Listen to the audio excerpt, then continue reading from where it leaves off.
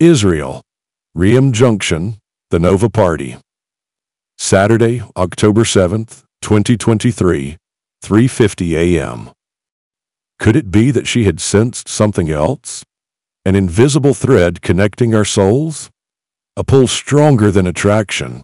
Something ancient? Eternal? Why was she there, in front of me? Her eyes shimmered with inner fire, reflecting the pulse of the music. Her movements were a mystical fusion of passion and peace. Every gesture told a story, a tale of a soul lost in trance. A testament to the hypnotic, boundless, transcendent power of music. The mysteries of the night were stirring, and the enchanted dancer still chose the space in front of me. A cosmic twist that defied explanation. Clearly, there's been a mistake. Everything belongs in this fairy tale. Everything but me. Israel, Masad Buildings, Ramat Hasharon, Monday, March 7th, 2022, 7:17 p.m. Haggai entered the office of Dedi, the head of the Mossad. The small, primitive device in Haggai's hand seemed oddly out of place, almost absurd, considering that under his leadership some of the most advanced technologies and modern intelligence had been developed. Dedi glanced up with a smile. A souvenir from high school? Exactly. And here's another one. Haggai turned toward the door. Maya entered, holding a dark yellow binder. Dedi stood to greet her. They shook hands. First time I've seen you in civilian clothes. Glad to have you back. I'm happy to be here. By the way, 8200 is very impressed with the pilot you're running with them. Maya nodded. There may have been a flicker of a smile on her face, but one had to look closely to catch it. Haggai opened the meeting. Pager, he said, pointing to the device. He paused, then continued. Maya said that word 6 years ago, when she was a young officer here. I laughed then. Today, I laugh a little less. The pagers are back, and she saw it before anyone else. Dedi rested his chin on the back of his hand and studied the pager.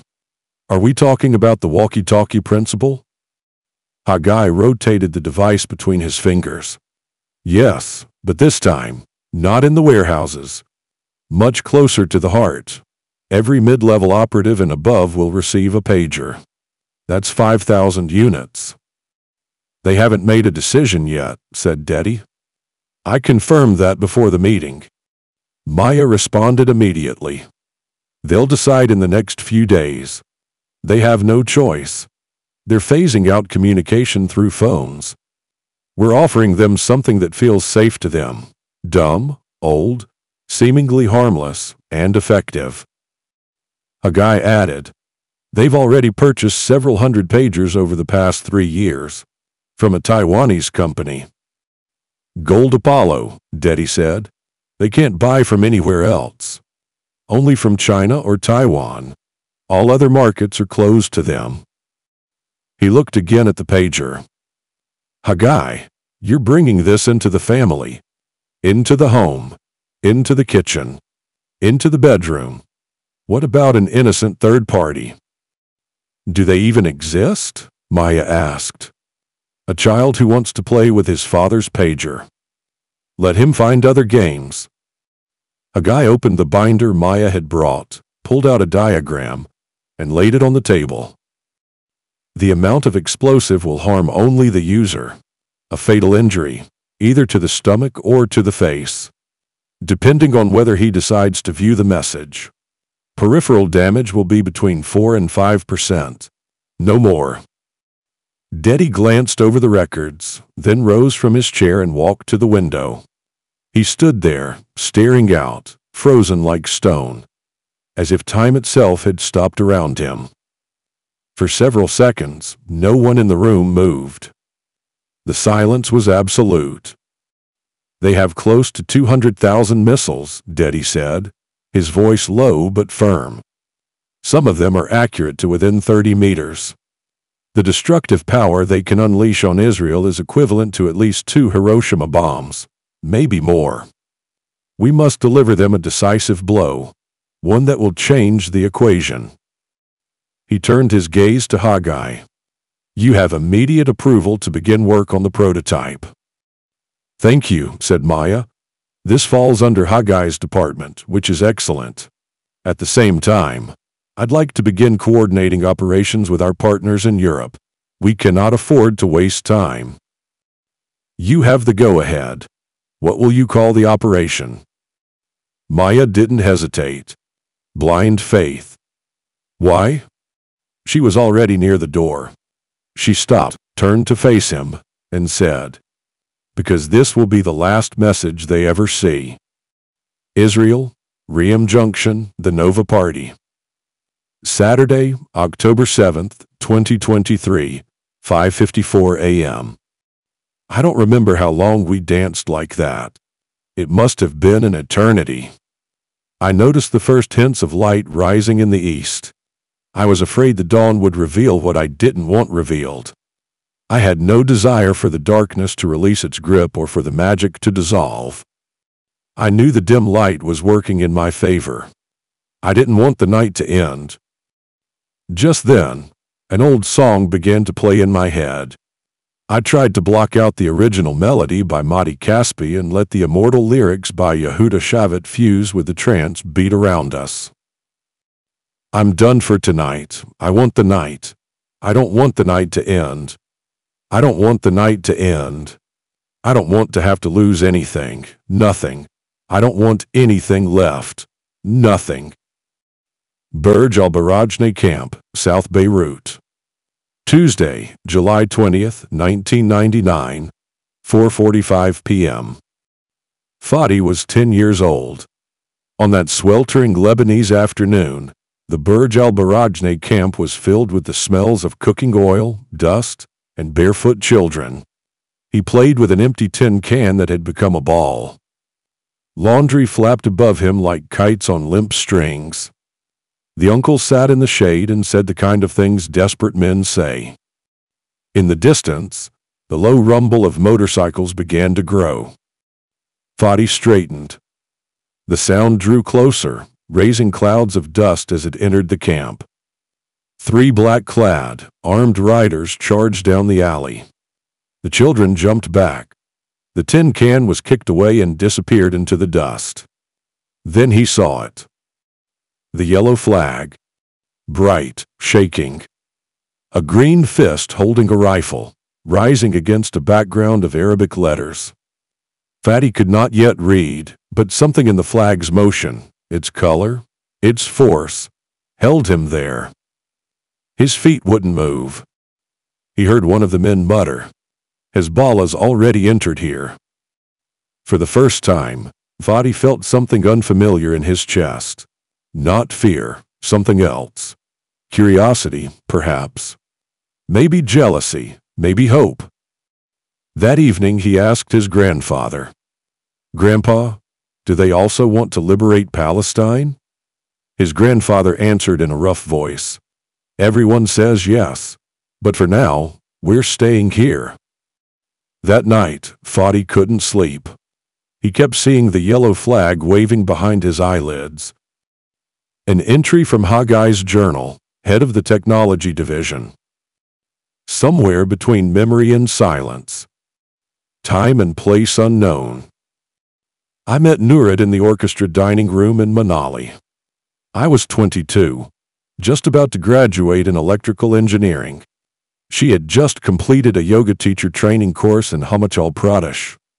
She was sitting on the floor at a low table, eating dal bhat with a small spoon. And I, as always, was trying to disassemble and reassemble something. This time it was an old still camera I had bought in Delhi, an Olympus Trip 35. A simple camera with a good lens, but the light meter had started to fail, and the shutter was stuck at a single speed. Every frame came out burned or dark. That usually happens when the button battery isn't seated properly, or when the spring in the battery housing is bent.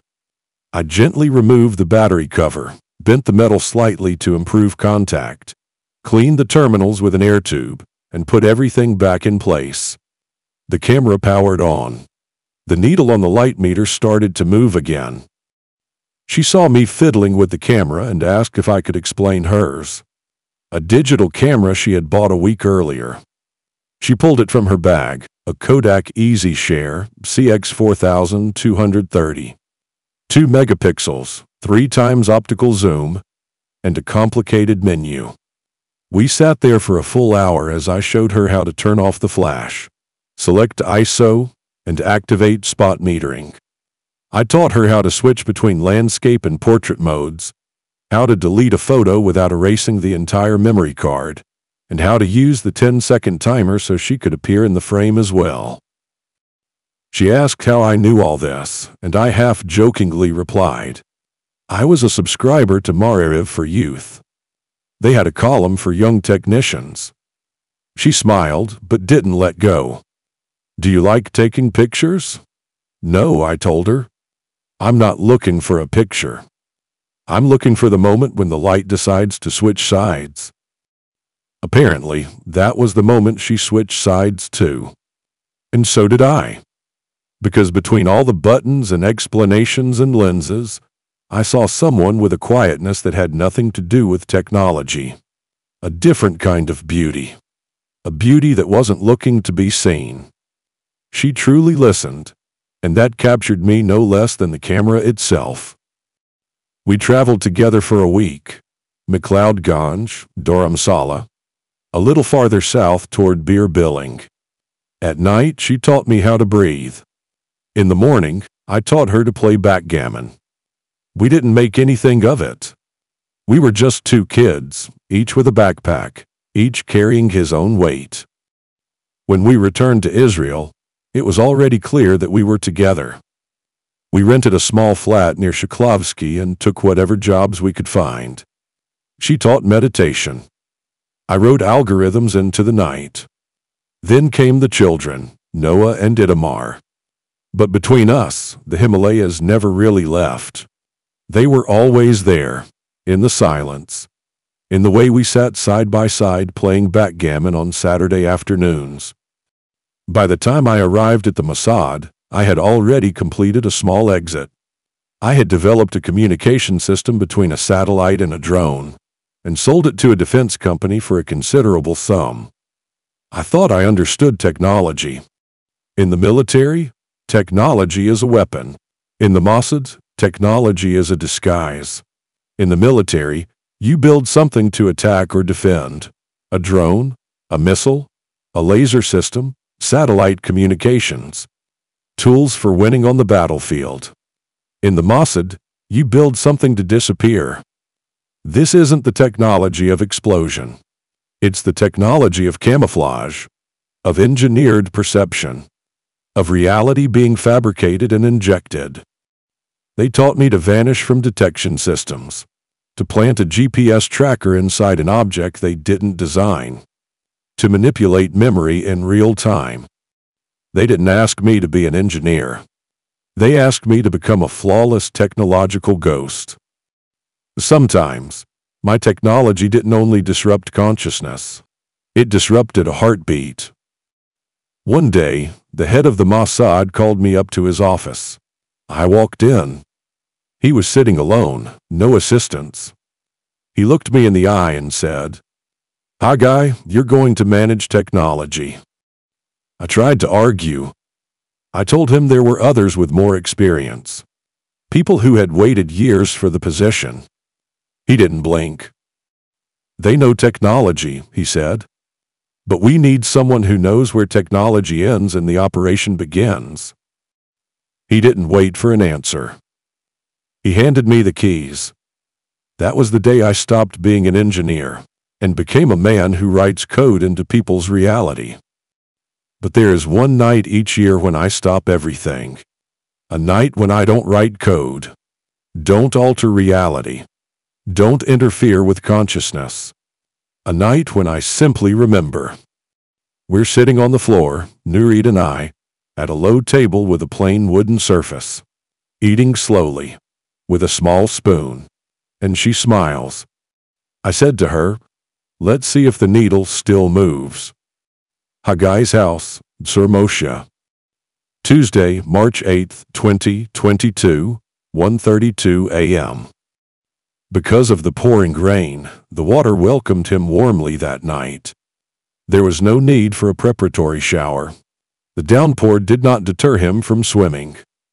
On the contrary, it invited him in. His only concern was lightning. If a storm broke, he would have to leave the pool. His mind never rested. Two challenges stood before him. Neither had a written solution.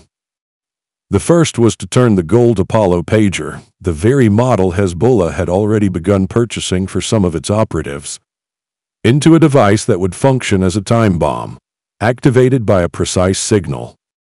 The second was to ensure that they purchased this exact model, not a different one, not a local variation. Luckily, that responsibility no longer belonged to his department. Maya would oversee that part, in every detail. The Mossad's penetration into Lebanon was vast, taking full advantage of the country's religious divisions, its many sects, and the tensions between them. But procurement was a different matter. That ring was sealed tight. Nasrallah was surrounded only by his most trusted circle. Changes would be needed. That was unavoidable. Some of them would be external. The design would change. The device would become heavier. But it could be marketed as an upgrade. Drop-resistant. Impact-resistant. Fully waterproof. Impervious to dust. A battery that could last for weeks without needing a charge. But where would the explosives be placed? In the speaker? No. That would be discovered too easily. Where then? There was no reason to modify the walkie-talkie's brightness settings. The battery was the key. It just had to be the right size. Haggai turned onto his back and let the water carry him. He closed his eyes. The rain fell over his face. It felt good. Why did the rainwater feel warmer than the pool water? Strange. He made a mental note to look into it. His thoughts returned to the challenge. There were so many hidden mines along the path. An accidental trigger. A routine inspection that would uncover the mechanism. Too many people who knew. Maybe not the whole story, but enough to reveal something. He had long ago learned that even the best-kept secret could escape through the smallest crack. The bird of the sky shall carry the voice. You keep the secret locked in your heart. Only the walls of the room know. And then one morning it appears in the headlines. How? There is no way to know. The moment you allow yourself to think it, you have opened the pipe. And the water flows. Only the rustle of his hands cutting through the water and the tapping of rain on the surface could be heard in the silence.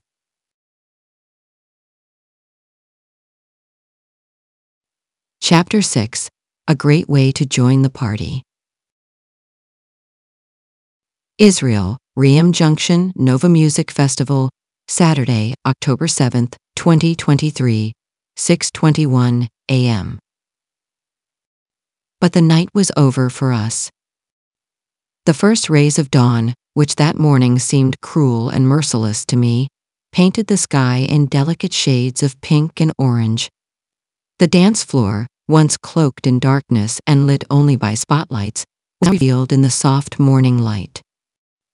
To my relief, the trance party continued in full force. The dancers welcomed the sunrise as a symbol of renewal and new beginnings, and instead of letting the rising light suppress their energy, they used it to revive themselves. I wanted to shout something, but speech was forbidden. Unwelcome, out of place. The rhythmic, fast bass was the only sound allowed in the air. "What's your name? You dance beautifully. I'm Tomer." A jumble of words that could not cross the threshold of that moment, foreign and strange in the bewitching air and her intoxicating presence. Sometimes I carefully closed the distance and moved closer, and her hair softly brushed across my face, As part of that magical and unreal experience, I saw small dots moving and approaching above her head. The light had brought a blessing. Celestial beings were coming to us. They moved closer and closer. No, they were not angels. They were paragliders. Still a great way to join the party. Behind them I noticed fireworks bursting in the sky. I did not know if I was hallucinating. This was no ordinary party. This was a happening of life itself. Then the music was turned down. I could not understand why and why I should speak. Whose business was it? The DJ said something I did not comprehend. The contrast was beyond my understanding, like the natives who could not grasp Columbus's ships. Israel, Mossad Buildings, Ramat Hasharon, Tuesday, March 15, 2022, 10:04 a.m. We will have to set up another company, said Avishar, head of the Mossad's European Shell Companies division, his voice calm and steady, eyes fixed on the screen behind him. Dedi sat to the side as usual, like a guest. Beside him was Haggai. One more, said Maya. Yes, he replied, European coverage, neutral ground. Not a hostile country, nor the overly formal union. Hungary is suitable. It is also a silent partner in 2 of our programs. What is the name? BAC, an acronym. For now we will call it Business Analytics and Consulting, but we will change the meaning as needed. We operated a similar company 10 years ago and closed it when it was no longer necessary. Maya looked up. And a contact person? He turned to the screen. A photo of a woman in her 40s appeared. This is her, born in Sicily. Holds dual passports. Doctor of Physics. Speaks 7 languages. A little eccentric, believes she is an artist. She maintains an official company website, with a registered office in Budapest. No real activity, she will build what we need. He read from the homepage. Cristina Archidiacono Barsoni, PhD, CEO, and founder, strategic consultant for innovation and internal affairs. According to my philosophy, well summarized in a quote from Leonardo da Vinci, the most pleasant and noble thing is nature itself. I have devoted most of my life with love to science and development. My Italian and Hungarian roots, my inner need for freedom, and my search for meaning have allowed me to discover different countries, people, and realities. In this framework, I have gained international experience in the European Union, Africa, and the Middle East over several years, fulfilling various roles. Main achievements include work on climate, water, and conflict issues, for example, UNESCO's Global Environment Facility, publishing articles in scientific journals, and for the Atomic Energy Agency. Yehuda looked up from the papers and said to Maya, "We are about to sacrifice a dear person. She appears in this picture, in her profile. After the explosion, the whole world will know her, and she will immediately have to leave the continent she loves and move to an office job 15 minutes from Tel Aviv. Is she Jewish? No. When was she recruited? 2019. Who recruited her? Ilya from the intersection department. What motivates her? Something metaphysical happened to her, Avishar replied. I have no explanation. We checked, we were suspicious. It didn't make sense. What happened to her? Haggai asked. She fell in love with the Jewish people. A silence followed. Is she mentally stable? Maya asked. Let's put it this way. Even Freud would raise an eyebrow. But his clinic was in Vienna, Dedi said. He would have made the trip to Budapest for her, Maya replied, immediately slipping into her signature tone. A second of humor, and then right back to reality. What are the company's areas of activity? All 117. What is 117? Those present looked at her knowingly. I was sick that day, Maya smiled and added, I brought a doctor's note. Yehuda recited from memory. Engineering consulting, collaborations in Africa, contracts with UNESCO, export of counterfeit jewelry, logistics services, marketing in Russian, e-waste monitoring, irrigation system management, hydroponic farming, medical equipment supply, film distribution, refugee tracking, data trading, high-tech talent recruitment, climate impact, Nile trading, urban project brokerage, virtual reality environment design, encryption systems, simultaneous translation for conferences, blended learning systems. These are the 17. There are 100 more. So let's go over the route again, Maya said. Avishar continued. We know that Gold Apollo markets their pagers to Hezbollah. Obviously not directly, but through a complicated system. Ultimately, their devices are there. Our goal is to leverage this relationship of trust and attempt the impossible, to offer Apollo cooperation in upgrading the pager. They will keep the brand name, thus allowing members of Hezbollah to enjoy an upgraded device that contains all the knowledge we have accumulated over the past 100 years. It will go like this. BAC contacts Apollo and offers cooperation. It is a difficult, delicate link, bordering on impossible. Katrina is an amazing woman. She will do the work. Of course, she will not offer pagers at first. We start with an offer to market all Apollo products, and only at a certain point will the offer to upgrade the pager come. Then the moment of truth will come. There was a long pause.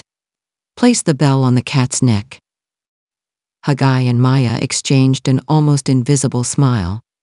How? Avishar glanced at Dedi, who considered whether to answer. Finally, he stood and said, It is a family company. Run by a father and daughter, but they have a saleswoman. She is basically the one we have chosen. With your permission, I won't go into details. I'm just saying that we will make her an offer she can't refuse. But it is no longer at Christina's level. With all my love and respect for her, that's something the doctor will have to handle. A rustle passed through the room.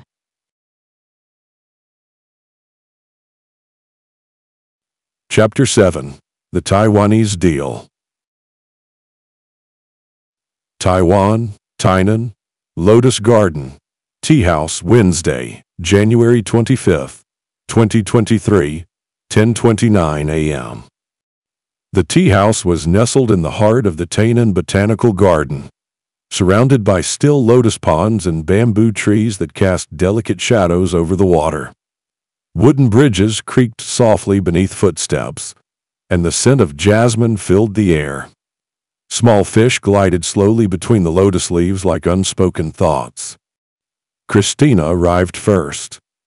She chose a side table, not hidden, but not one that caught the eye immediately. Her golden brown hair fell over her shoulder naturally yet precisely, as if she knew exactly how she looked without needing a mirror.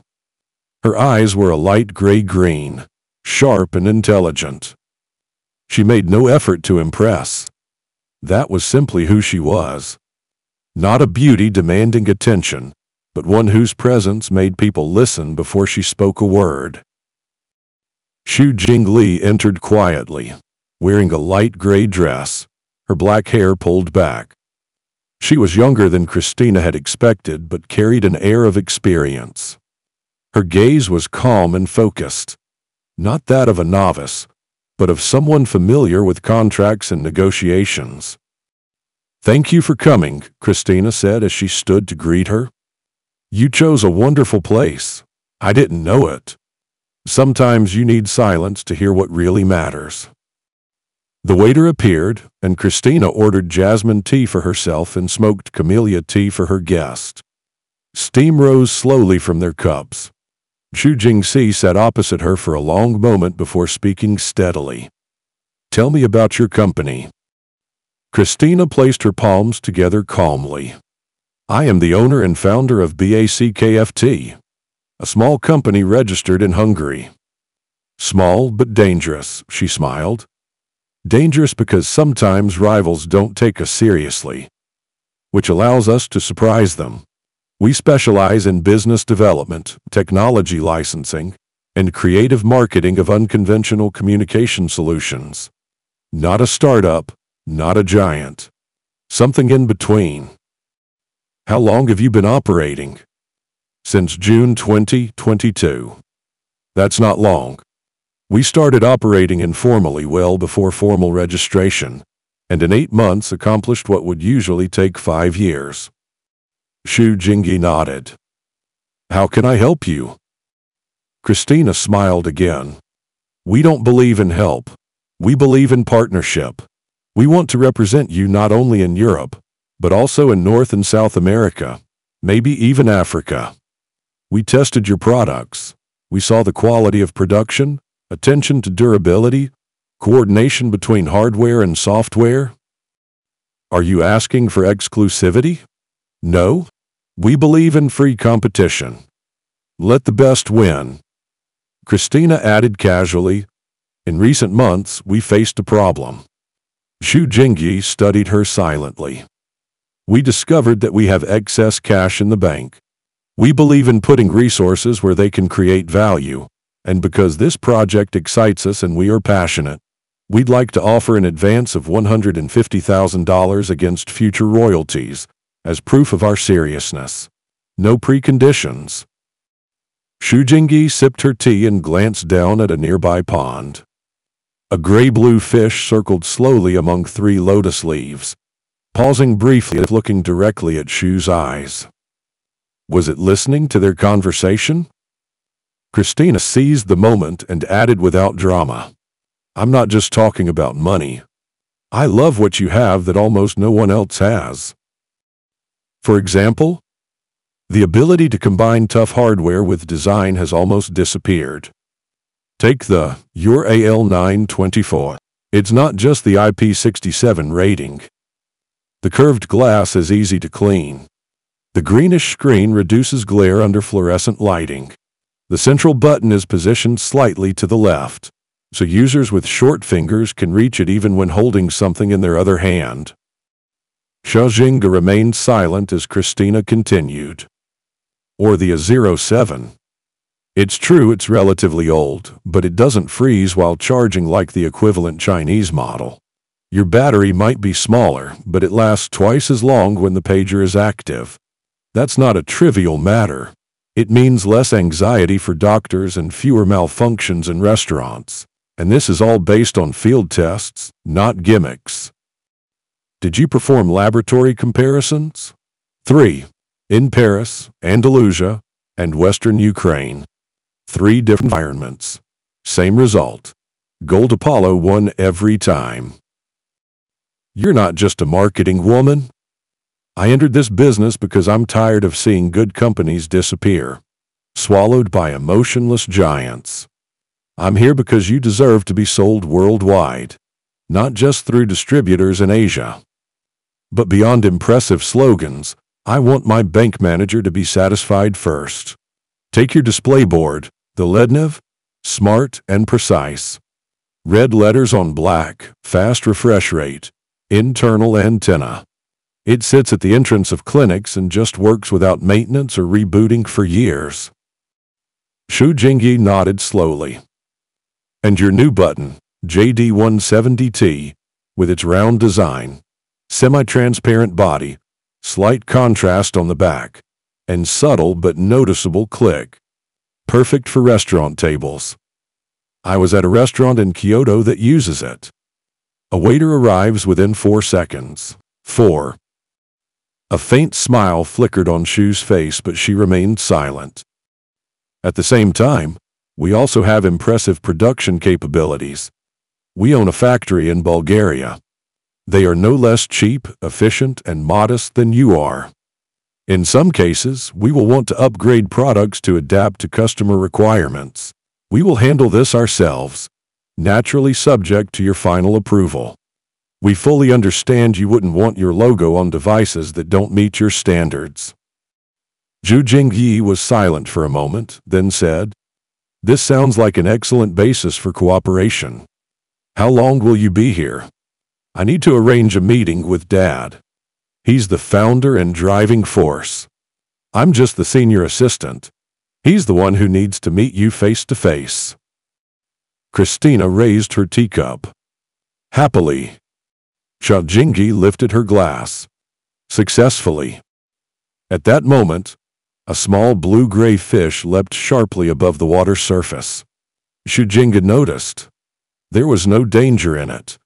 But if fish could talk, she would have heard it say, "Be careful." But fish, although they know everything and nothing is hidden from them, are born to be silent. Chapter 8, Code Red. Israel, Ream Junction, Nova Music Festival.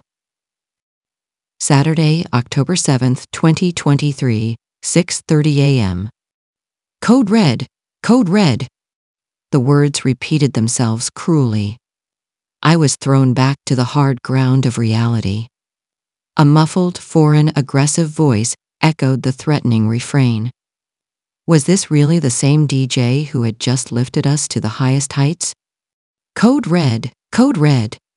Yes, I heard distant alarms and muffled explosions. The flower girl refused to stop moving.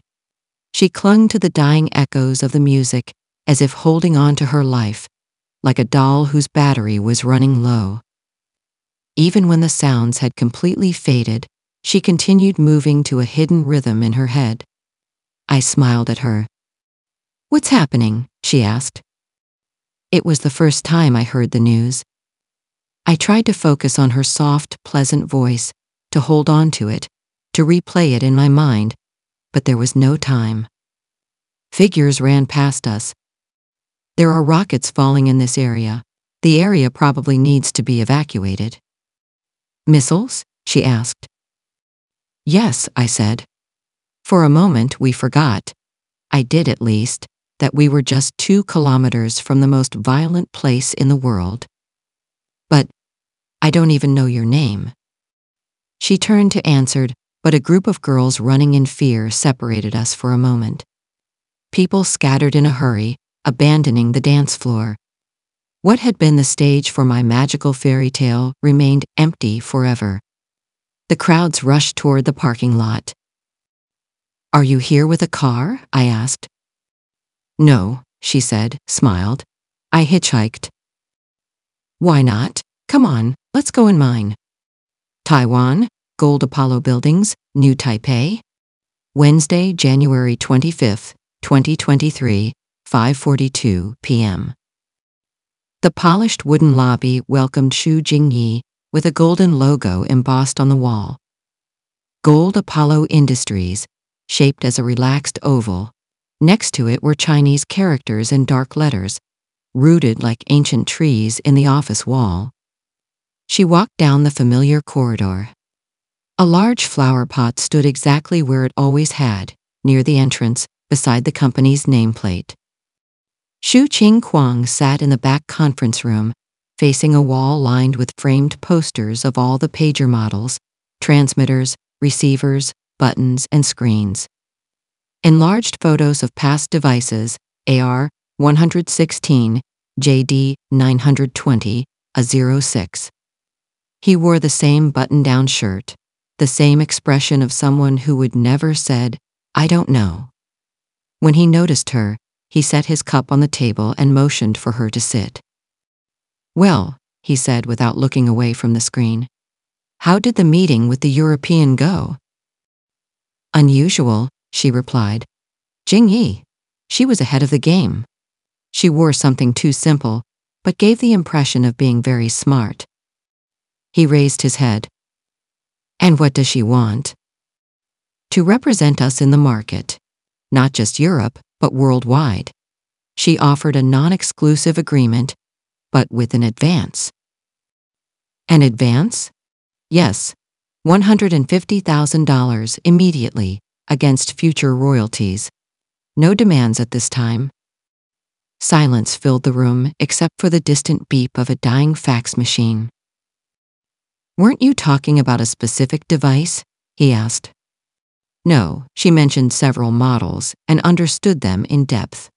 She spoke of the AL924, the A07, the LEDNEV board, and the JD170T button. She cited features and small details. She has a good eye. Her father leaned back. Too much good can sometimes be too much.